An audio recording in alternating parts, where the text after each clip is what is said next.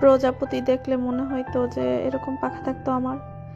যাই হোক, আসসালামু আলাইকুম সবাইকে, ওয়েলকাম আরেকটা ব্লগ ভিডিওতে। তো সকাল সকাল নাস্তা টাস্তা করে এই যে আমি কলেজে যাচ্ছি। আর এই যে আমি বাসা থেকে যাবো, আর কুতা বাসাটা আমার পিছনে আসবে না তা কি হয়? কলেজের সামনেই বাগান বিলাসটা আমার খুব পছন্দ। কার কার বাগান বিলাস পছন্দ কমেন্ট করে জানাবেন। আমার কখনো বাড়ি হইলে আমি ঠিক এরকম বাগান বিলাস লাগাবো। ক্লাসে ঢুকে দেখি কেউ আসে না এক্সাম দিতে, আমিই মনে হয় প্রথম আসছি। দেখতে হবে না আমি কে, চিন্তা করলাম বারান্দায় যাই দাঁড়াই থাকি কতক্ষণ, দেখি কেউ আসে কিনা। বারান্দায় আসার পর আমার নজর চলে গেছে কুতা বাসার উপরে। শালার পুতেরা কি সুন্দর ঘুমাই রয়েছে, অগ জীবনে কি শান্তি। অবশ্য না, ওদের জীবনে শান্তি না, ওরা অনেক কষ্ট করে তারপরে বাচ্চা আছে, মায়ের গুতা খাইয়েই চলে যাইতেছি। এই যে সিঁড়ি দিয়ে নামতেছি, একটু ভিডিও করে নিলাম। আজকে বাসা থেকে নামার সময় আমি মনে মনে বলছি যে দুধ চা খাবো না, আর সেই কলেজ থেকে বের হয়ে সর্বপ্রথমই আমি দুধ চা নিচ্ছি। আমি কতটা খারাপ আসলে, দুধ চা না খেলে মাথা ঘুরায়, মাথা ঝিমঝিম করে। উফ, এই কষ্ট কারে বোঝামো, যে খায় না সে বুঝবে না। এই ঝালমুড়ি দেখার পরে চিন্তা করলাম অনেকদিন তো ঝালমুড়ি খাই না, তারপরে খাইলাম। এত মজা, এত মজা ঝালমুড়ি আমি আমার বাহের জন্মেও খাইনি। আপনাদের শুনলে হয়তো হাস্যকর লাগতে পারে, কিন্তু আমি নর্মালি অতটা ঝালমুড়ি পছন্দ করি না, কিন্তু আমি একবার নেওয়ার পর আবার নিছি, এত পরিমাণে মজা লাগছে। দেখলাম একটা ফুড ব্লগার, বরিশালের কে জানি, তার ফুড ব্লগার মানে রিভিউ করতেছে। তারপরে আমি ঝালমুড়ি নিয়ে একটু ঢং তামাশা করলাম।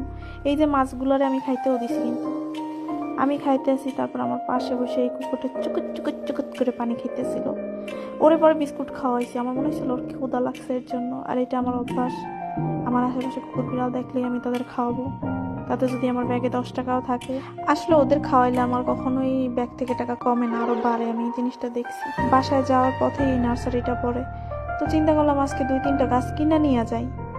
কিন্তু যাই মনে পড়ছে আমি খরাতি, তারপরে অনেকগুলো গাছ কিনতে পারি নাই, 2টা গাছ কিনে নিয়ে আসছি। অপরিচিতা ফুল গাছ আমার অনেক পছন্দের ছিল, কিন্তু কখনো কিনতে পারি নাই, ওই আলিস্বামীর কারণে কিনি নাই। নার্সারিতে যাবো কিনবো, তো আজকে চিন্তা করছি আজকে কিনে নিয়ে যামই হাতে যাও। তারপরে লোকটা এই 2টা বের করে দিল, একটা সাদা কালার একটা নীল কালার।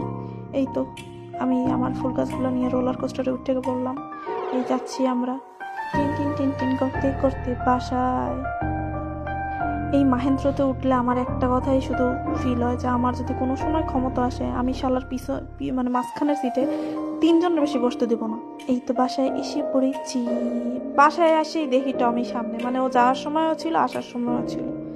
তা আমি আবার ব্যাগে করে বিস্কুট টিস্কুট নিয়ে আসি লাদুদের জন্য। সবসময় আমার ব্যাগে খাবার থাকে, 2-1 দিন মিস্টেক থাকে না। চিন্তা করলাম ওরে 1 প্যাকেট দিয়ে যায়, লাদুর সামনে দিলে লাদু ওরে প্যাদানি দিবে। এই তো ওরে খাবার দিয়ে আমি আবার হাঁটা দিলাম বাসার দিকে। দূর থেকে দেখতেছি যে তুর ছাদে আমি এক ডাক দেওয়া, সে এক পাশে এসে দাঁড়ায় রয়েছে আমার জন্য। এই যে আমার রাজকন্যা, আমার সাদার বাচ্চা সাদা তুটুনেও ছাদে নিয়ে গাছগুলো রাখার সাথে সাথে আমার সাদার বাচ্চা সাদা গাছ সার্চ করা শুরু করে দিয়েছে, তদন্ত করা শুরু করে দিয়েছে কোথা থেকে আনছে। যাই হোক, আজকের মতো শেষ বক বক করা। আসসালামু আলাইকুম সবাইকে।